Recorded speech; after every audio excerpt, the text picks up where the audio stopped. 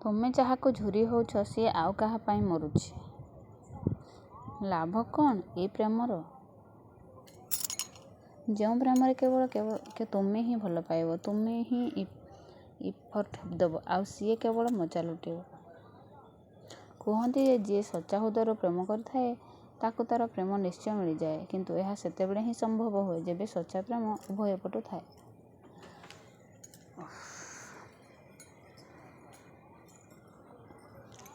ମୋ ହିସାବରେ ବନ୍ଧୁ କେବେ ପ୍ରେମ ହିଁ କରନି। ଆଉ ଯଦି କେବେ ପ୍ରେମ ହୋଇଯାଇଛି ତେବେ ପ୍ରେମ ପାଇଁ କେବେ ନିଜ କ୍ୟାରିୟରକୁ ଛାଡ଼, ନିଜ କର୍ମକୁ ଅବହେଳା କରନି। ମନେ ରଖ, ତୁମ ପରିଚୟ, ତୁମ କର୍ମ ହିଁ ଡିସାଇଡ୍ କରିବ, ତୁମ ମୁହଁ ନୁହେଁ। ପୁଅ ହେଉ କି ଝିଅ, ନିଜ ଉନ୍ନତିର ଚଲାପଥରୁ କେବେ ବିମୁଖ ନ ହୁଅ।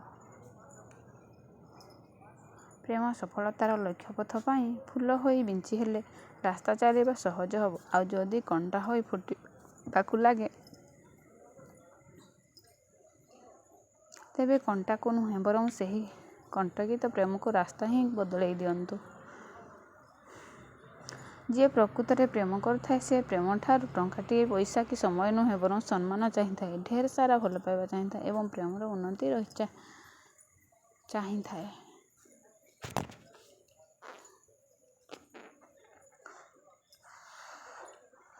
ରାଜେଶ ସୁନିତାର ପ୍ରେମ କାହାଣୀ କଲେଜରେ ସମସ୍ତଙ୍କୁ ଜଣାଥିଲା।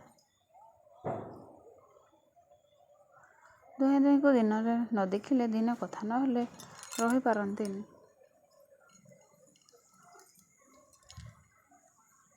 ଏମିତି ସମୟ ଆସିଲା କି ସେମାନେ କଲେଜ ଏବଂ ଏକ୍ସଟ୍ରା ଟ୍ୟୁସନ୍ ବାହାନାରେ ଦୁଇଜଣଙ୍କୁ ଫିଲ୍ମ ଦେଖିବା ଏବଂ ଲଜରେ ସମୟ କାଟିବା ଏପରି ଅନେକ କିଛି କରିବାକୁ ଲାଗିଲେ। ସେମାନଙ୍କ ନିଜ କ୍ୟାରିୟରକୁ ବି ଏତେ ଧ୍ୟାନ ଦେଲେ ନାହିଁ। ଏହିପରି ଅନେକ ଦିନ ପରେ ତାଙ୍କ ପରୀକ୍ଷା ରେଜଲ୍ଟ ଆସିଲା। ଜଣାପଡ଼ିଲା କି ସୁନିତା ଜଷ୍ଟ ପାସ୍ ଆଉ ରାଜେଶ ଫେଲ୍ ହୋଇଯାଇଛି। ସୁନିତା ବାପା ତା'ର କମ୍ ମାର୍କ ଦେଖି ଭୀଷଣ ରାଗିଲେ ଏବଂ ତାକୁ ବାହାଘର କରିଦେବାର ନିଷ୍ପତ୍ତି ନେଲେ।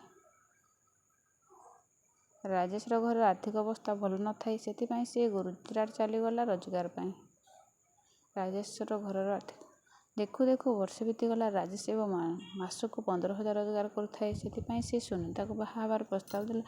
ସୁନିତା ମଧ୍ୟ ଖୁସି ହୋଇଗଲା। କିନ୍ତୁ ସୁନିତାର ପରିବାର ଲୋକେ ରାଜି ହେଲେ ନାହିଁ।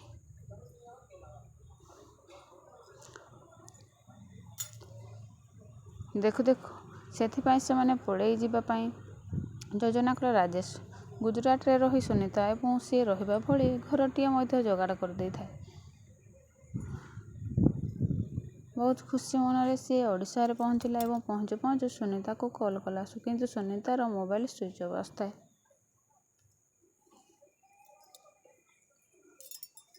ସିଏ ସାହସ କରି ସୁନିତାର ମାଆ ନମ୍ବରକୁ କଲ୍ କଲା। ହଠାତ୍ ସୁନିତା କଲ୍ ଉଠେଇ କହିଲା, ଦେଖ ତମେ ଗାଁ ମନ୍ଦିର ପାଖକୁ ଆସ, ଜରୁରୀ କଥା ଅଛି।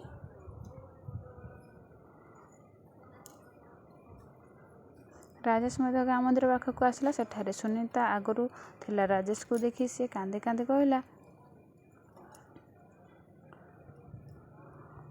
ଦେଖ ରାଜେଶ, ମୋତେ କ୍ଷମା କରିଦିଅ। ମୁଁ ତୁମ ସହ ଯାଇପାରିବିନି। ମୋ ବାପା ମା ବିଷୟରେ ସବୁ ଜାଣିଯାଇଛନ୍ତି। ସେ ମରିବା ଧମକ ଦେଉଛନ୍ତି। ଆଉ ମୁଁ ଚାହୁଁନି କି ମୋ ପାଇଁ ମୋ ବାପା ମାଙ୍କର କିଛି ହେଉ।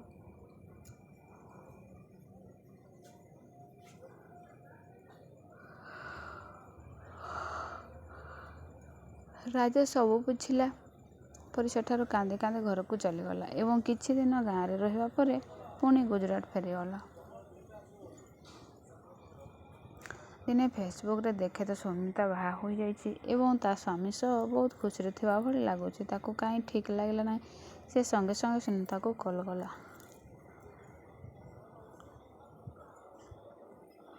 ଜାଣିବାକୁ ପାଇଲା କି ସୁନିତା ତା ପୁରୁଣା ନମ୍ବର ଚେଞ୍ଜ କରିଦେଇଛି। ସେଥିପାଇଁ ସେ ମେସେଞ୍ଜରରେ ଡାଇରେକ୍ଟ କଲ୍ କଲା। ସୁନିତାକୁ ବ୍ଲକ୍ କରିଦେଲା।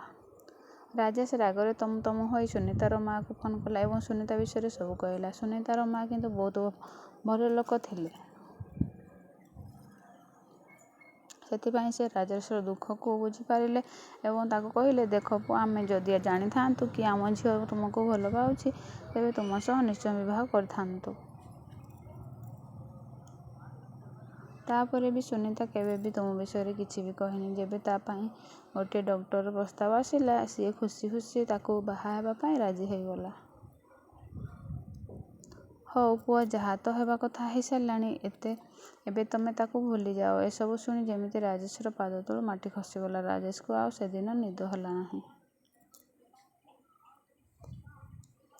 ସିଏ ଖାଲି ସୁନିତାର ଧୋକା କଥା ଭାବୁଥାଏ, ସୁନିତା ସହ ବିତେଇଥିବା କଥା ମନେ ପକାଉଥାଏ ଏବଂ କଇଁ କଇଁ ହୋଇ କାନ୍ଦୁଥାଏ। ତା ପରଦିନ ଗୋଟିଏ ଅନ୍‌ନୋନ୍ ନମ୍ବରକୁ କଲ୍ ଆସିଲା। ରାଜେଶ କଲ୍ ରିସିଭ୍ କରି ହେଲୋ କହିଛି କି ନାହିଁ, ସେପଟୁ ସୁନିତା ରାଗି କହିବାକୁ ଲାଗିଲା, ତୋର ସାହସ କେମିତି ହେଲା ମୋ ମା'କୁ ଫୋନ୍ କରିବାକୁ? କ'ଣ ତୋର ଔକାତ୍ ବେ? ମାସକୁ ତ ମାତ୍ର 15,000 ଟଙ୍କାର ମୁଣ୍ଡ ତୋର, କିନ୍ତୁ ମୋ ସ୍ୱାମୀଙ୍କ ମାସକୁ 2 ଲକ୍ଷ ଟଙ୍କା କେବଳ ଦରମା। ଆଉ ଏକ୍ସଟ୍ରା ଯେତିକି ରୋଜଗାର, ତା ସମ୍ପୂର୍ଣ୍ଣ ପରିବାର ବର୍ଷେ ଚଳିବ।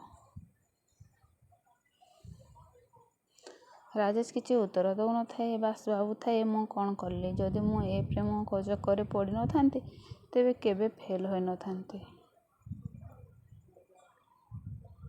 ଯଦି ଏ ପ୍ରେମ ଚକ୍କରରେ ପଡ଼ି ବି ଚାକିରିଟିଏ କରିଥାନ୍ତି, ଯଦି ମୁଁ ଟିକେ କ୍ୟାରିୟରକୁ ଧ୍ୟାନ ଦେଇଥାନ୍ତି, ତେବେ ମୋ ବାପା ମା, ମୋ ଭଉଣୀ ଏତେ ଦୁଃଖ କଷ୍ଟରେ ଚଳି ନଥାନ୍ତେ। ଏ କାହାଣୀ ମୁଁ ଏମିତି ମନରୁ କହୁନି। ଆପଣଙ୍କ ଭଳି ଜଣେ ସବସ୍କ୍ରାଇବର ମୋତେ ତାଙ୍କ ଜୀବନରେ ଘଟିଥିବା ଏଇ କଥାକୁ କହିଥିଲେ ଏବଂ ସିଏ ଜାଣିପାରୁନାହାନ୍ତି ସିଏ କ'ଣ କରିବେ।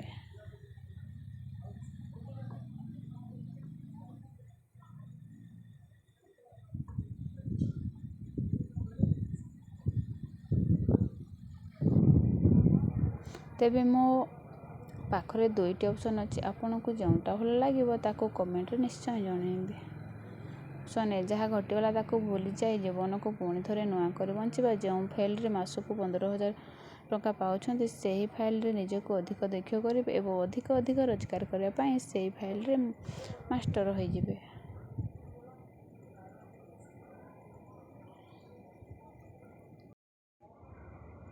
ଏହା ମୋ ପାଇଁ କହିବା ସହଜ, କିନ୍ତୁ ଆଜିଠାରୁ ଗଣି ଗଣି 25 ଥର ଚେଷ୍ଟା କରିକି ଦେଖନ୍ତୁ ଏବଂ ନିଜକୁ ସେହି ଔକାତରେ ବନେଇ ଦେବା। ଯେବେ ସିଏ ଆପଣଙ୍କ ବିଷୟରେ ଜାଣିବ, କେବଳ ମନେ ପକାଇ କାନ୍ଦିବ।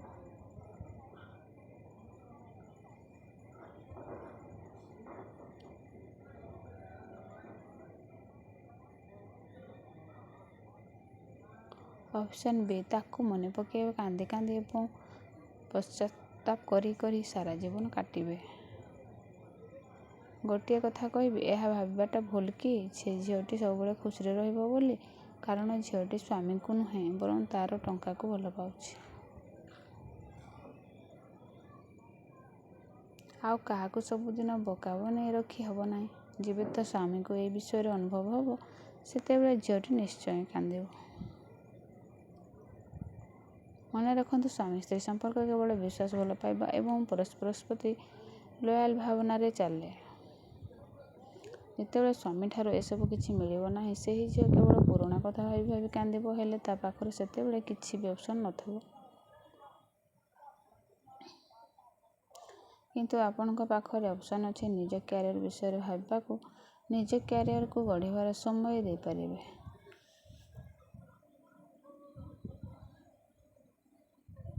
ଦର୍ଶକ ବନ୍ଧୁ, ବାରମ୍ବାର ଗୋଟିଏ କଥା କହୁଛି, ରୋମାଣ୍ଟିକ୍ ଗୀତ ଶୁଣିକି, ଫିଲ୍ମ ଦେଖିକି, ସାଦପୂର୍ଣ୍ଣ ଗୀତ ବା ଫିଲ୍ମ ଏ ପ୍ରେମ ଭାବନାକୁ ବଢ଼ାଅ ନାହିଁ। ସୋସିଆଲ ମିଡ଼ିଆରେ ଅନେକ ଭଲ କଥା ଅଛି, ସବୁ ଦେଖନ୍ତୁ, ଶିଖନ୍ତୁ ଏବଂ ନିଜ କର୍ମ ପଥରେ ଅଗ୍ରସର ହୋଇ ଚାଲନ୍ତୁ।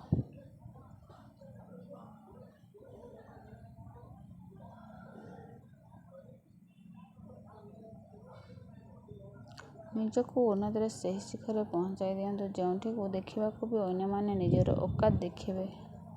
ମନେ ରଖନ୍ତୁ, ଯଦି ଥାଏ ନିଜ ଉପରେ ବିଶ୍ୱାସ ଏବଂ କର୍ମ ଉପରେ ଆସ୍ଥା, ତେବେ କେତେ ବି ବାଧାବିଘ୍ନ ଆସୁ, ସଫଳତା ପାଇଁ ନିଶ୍ଚୟ ମିଳିବ ରାସ୍ତା। ଆଜି ପାଇଁ ଏତିକି। ଯଦି କହିଥିବା କଥା ଠିକ୍ ଲାଗିଥାଏ, ତେବେ ନିଜ ସାଙ୍ଗସାଥି ଏବଂ ପ୍ରିୟଜନମାନଙ୍କୁ ଏହି ଭିଡ଼ିଓ ନିଶ୍ଚୟ ସେୟାର କରନ୍ତୁ। ନୂଆ ଥିଲେ ସବସ୍କ୍ରାଇବ୍ କରନ୍ତୁ, ଲାଇକ୍ କରନ୍ତୁ, କମେଣ୍ଟ କରି କହିବେ କେମିତି ଲାଗିଲା। ଯଦି କିଛି ଆପତ୍ତି ଥାଏ, କିଛି କଥା ଥାଏ, ତେବେ କମେଣ୍ଟରେ ନିଶ୍ଚୟ ଲେଖନ୍ତୁ। ଭଲରେ ରୁହନ୍ତୁ, ଖୁସିରେ ରୁହନ୍ତୁ, ନିଜର ଯତ୍ନ ନିଅନ୍ତୁ। ଜୟ ଜଗନ୍ନାଥ, ଜୟ ଶ୍ରୀକୃଷ୍ଣ, ଧନ୍ୟବାଦ।